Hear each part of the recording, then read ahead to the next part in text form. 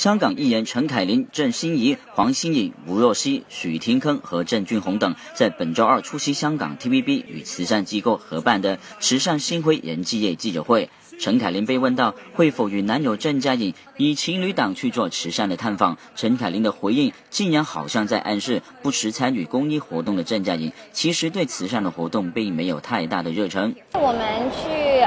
做探访的时候呢，就是为别人的，不是为自己。那我觉得如果他有这个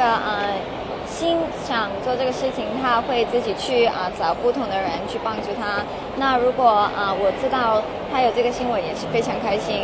希望多一些人可以帮助有需要的人。此外，陈凯琳透露正计划春节期间和家人去旅行，不过最近她的父母一出家门都受到狗仔队的贴身骚扰，令她感到非常的困扰。他还表示其實也不一定要出國，只要沒有人騷擾的話，留在香港也會覺得很開心。因為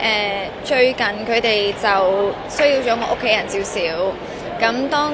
我返咗公司做嘢嘅時候，咁佢哋又等我爹哋媽咪啦。咁其實呢樣嘢係唯一需要到我嘅啫，因為其他嘢我自己都可以去同佢哋溝通咁就好快過去。但係爹哋媽咪始終唔係呢一行咧，咁見到佢哋受騷擾，其實你自己個心都有啲唔舒服㗎嘛。咁都係繼續希望佢哋會尊重返佢哋嘅私隱咯。